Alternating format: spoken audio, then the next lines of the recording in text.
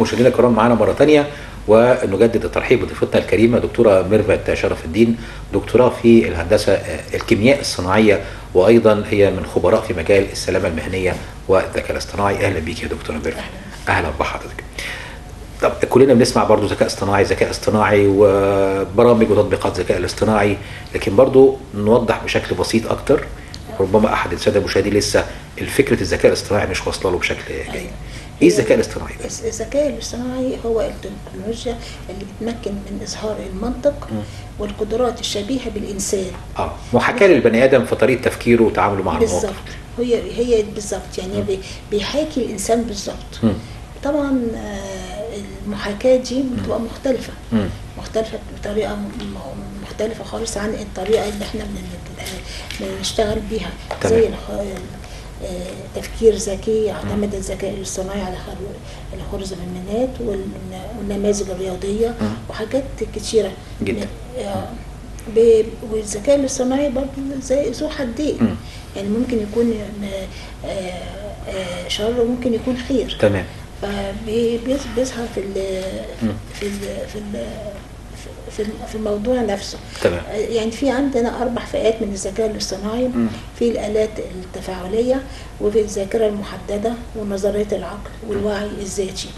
كل الحاجات دي كان مخترعها جون ماكارثي، أو أحد المؤسسين للموضوع ده، كان 1956. وابتدى يشتغل عليه في نظام الطب ومتغيرات الحياة الاجتماعية. وصل بيه لأدى إلى البطالة، لأن العمالة بدأت تقل، فبقى في بطالة في العمل. طب فيما يتعلق يعني بالسلامة المهنية، السلامة المهنية هو إن إزاي الناس تأمن نفسها ونأمن المواقع ونأمن المعدات والحاجات اللي موجودة في مكان ما. ارتبطت أكثر بعالم الصناعة بالظبط، وبعدين انتشرت بعد كده لأساليب النقل، انتشرت حتى أصبحت النهاردة جوه البيوت. هل السلامة المهنية بيقف دورها عند قبل حدوث الخطر؟ قبل فعلا، لكن حالة حدوث الخطر دي تبع مجالات أخرى. قبل. تمام. يعني احنا لازم نأمن المكان قبل ما يشتغل. كويس جدا. هل مفهوم السلامة المهنية واصل للناس عامة وللمختصين بالمجالات التصميمية والتنفيذية وغيره والتشغيل بشكل جيد؟ شايفاه في مجتمعنا المصري؟ مظبوط واصل بشكل جيد. ايوه، لان احنا مجتمع هندسي. انا ماليش دعوه بالمجتمع اللي هو خارج بره. انت مع المجتمع الهندسي. انا مكتمل بالمجتمع الهندسي، باساليب هندسيه مظبوطه بشتغل عليها. لكن ما بشتغلش على الفراغ، بشتغل على نفس النظام اللي انا بشتغل عليه، اللي هو السلامه المهنيه.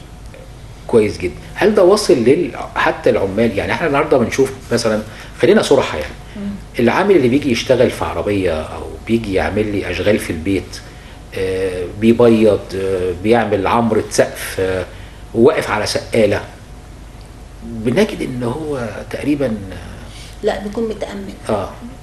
لان في تأمين. لا غير الفلوس. لا غير التأمين، لازم مش بتكلم على الفلوس، انا بتكلم على لازم يكون متأمن، هو نفسه متأمن. واقف متأمن. يعني انا شفت ناس بيمسكوا ايد بعض وعشان يعدوا حاجه، ده كده مش مظبوط خالص. لكن لازم يكون في تأمين، على الاقل يكون في سقاله على الاقل يتحرك بيها مظبوطه ومتأمنه. لكن الحركه دي مش مظبوطه معاه. عشان كده في كتير بيقع في الحاجات دي. بتبقى مشاكل ممكن تؤدي الى حاله وفاه يعني. طبعا. طب ازاي بقى برامج الذكاء الاصطناعي او تطبيقات الذكاء الاصطناعي تساعد في مجال السلامه المهنيه؟ هي بتساعد طبعا في الطب وفي كل حاجه. تمام. يعني مش بس في السلامه بس، في الطب كمان. يعني المساعده في التشخيص، الجراحه، مساعده الروبوت بيكون موجود، التدريب الطبي موجود في كل المجالات. لكن في مجال السلامه المهنيه، يعني ازاي الذكاء الاصطناعي يساعدنا في مجال السلامه المهنيه؟ طيب نقول مثلا الذكاء الاصطناعي بالهندسه الكيميائيه، مراقبه السلامه باستخدام الذكاء الاصطناعي، التعرف على المخاطر في الاماكن الخطره، التنبؤ. يعني ايه التعرف على المخاطر؟ يعني بمعنى ايه؟ المخاطر، كل المخاطر. يعني انا النهارده في مصنع كيماويات، ايوه، شركه بتروكيماويات، انا عندي بيسموها اجنده مخاطر، انفجار صمام، تسرب حاجه معينه، كل ده بيبقى عليه شيك اوت. لازم بيجي كل واحد، كل قسم بينظم القسم بتاعه كويس. بيشوف القسم ده في صمام بايظ بيغيره، في حاجه بايظه بيصلحها. ده شيك اوت كويس. لازم.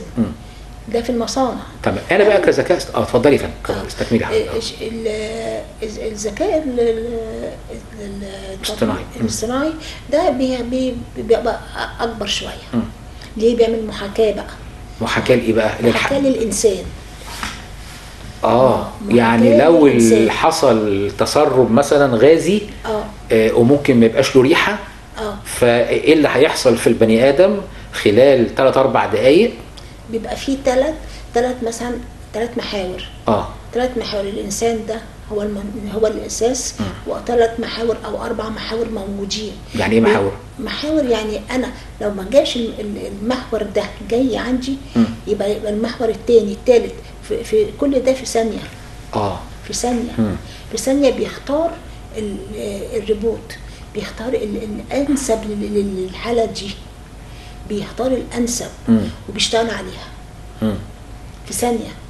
يعني مثلا ممكن في اماكن ذات طبيعه خطر فاعمل روبوت، الروبوت ده مدمج معاه برامج ذكاء اصطناعي، بحيث هو بيدخل بيتصرف كما الانسان بالظبط. لو حصل حاجه مفاجاه او حاجه كذا هو هيتصرف ازاي بسرعه. بيبقى عنده فانا اعفي هنا الانسان. فالانسان بيبقى عنده كذا، يختار الانسب.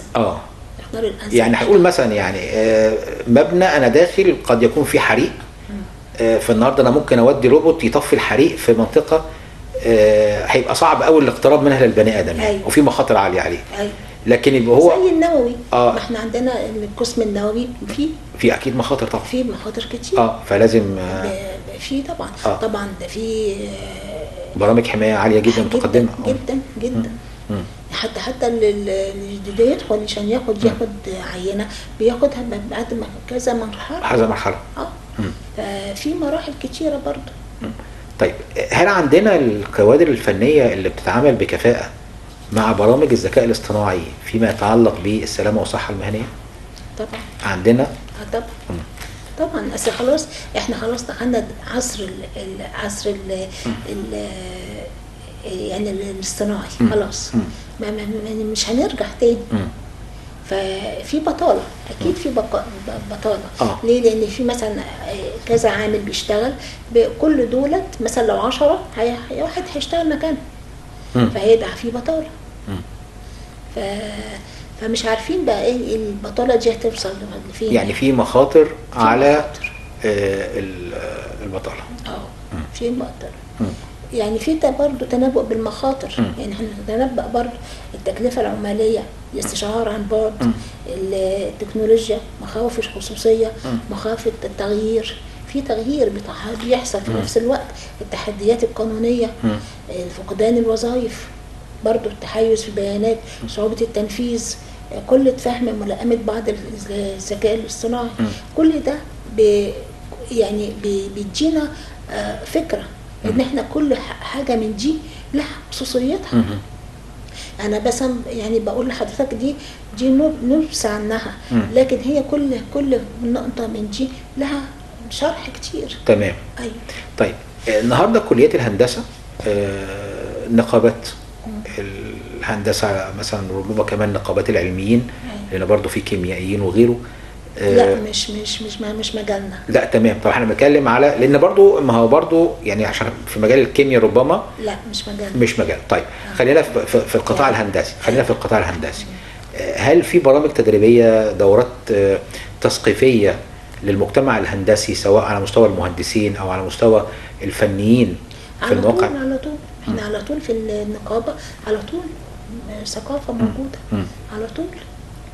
يعني احنا على طول يعني اصل احنا اقسام كتيره، فكل قسم بيحضر، ده بيحضر كيمياء، ده بيحضر ميكانيكا، ده بيحضر اي ماده، كل واحد بيحضر، بيبقى فيه طول الشهر محاضرات. تمام، جميل جدا.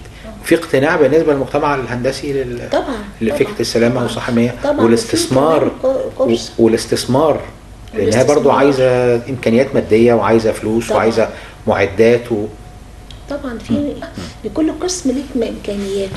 اهلا بكم مشاهدينا الكرام، معانا مره ثانيه وحوارنا مستمر مع الدكتوره ميرفت شرف الدين، دكتوراه في الكيمياء الصناعيه، وهي ايضا متخصصه في مجال السلامه المهنيه. دكتوره ميرفت اهلا بحضرتك معانا مره ثانيه. لو هنتكلم في مجال الكيمياء الصناعيه اللي هي الكيمياء المرتبطه بالصناعات، مش الكيمياء المعمليه يعني اللي هي على مستوى المعامل يعني. النهارده ايه اهم المخاطر اللي موجوده في الصناعات الكيميائيه عامه؟ المخاطر نفسها تمام. طبعا في يعني في استدامه. الاستدامه دي بتخلي ان كل عامل بيبقى عارف ان ده على مستوى العماله. كويس. ده الاستدامه. تكاليف برضه تشغيليه بتكافئ تحسين كفاءة العمليات برضو. يعني تسريع الأبحاث. الأبحاث بتبقى فيها سرعة في التطوير. برضو تطوير الأمور. بيانات الكبيرة من البيج داتا. الداتا بتاعتنا. في مواد جديدة بتصنع جديدة. زي ايه؟ يعني في المطاط مثلا. المطاط نوع من المطاط بتشكل عليه حاجات تانية، وبيبقى في نوع بيديه خواص ازيد. بحيث يعني يديله مرونه اكتر، قادرات او يديله صلابه على حسب المصنع ما عايز. المصنع عايز. ايوه. في بقى مساوئ بقى بالنسبه برضه للذكاء الصناعي. عنده تكلفه عاليه، ان احنا الاعتماد الزايد على التكنولوجيا، تقديد محدود البيانات، فقدان الوظائف، لان الوظائف هتتاثر بتقل طبعا. التاثير على الابداع البشري برضه بيقل، لان قدرات الانسان بتقل. بتقل كل مره. مخاطر الخصوصيه بتاعته بتقل. تمام. بالتاكيد. كلمه اخيره توجهها للساده المشاهدين في هذا الملف. احنا بنحب نقول دايما يعني السلامه دايما في كل حاجه. السلامه، يعني السلامه دي هي دي المفتاح بتاعنا. السلامه والصحه المهنيه، لان احنا لازم نراعيها في كل خطواتنا. كويس. في كل خطواتنا. تمام. ونستثمر في مجال السلامه المهنيه، لان ده في الحقيقه امر مهم جدا، ما نستخسرش. ده على مستوى الافراد وعلى مستوى الصناعات او متخذ القرار يعني، لا نستثمر في المعدات والبرمجيات في هذا المجال اكيد. شكرا جدا دكتوره ميرفت شرف الدين، دكتوراه في الكيمياء الصناعيه وايضا متخصصه في مجال السلامه المهنيه. شكرا يا فندم لهذا اللقاء الطيب. شكرا لكم مشاهدينا الكرام في ختام هذه الحلقه من حديث المساء. نشكركم على حسن المتابعه. غدا ان شاء الله اسره جديده ونلقاكم الاربعاء القادم ان شاء الله. السلام عليكم.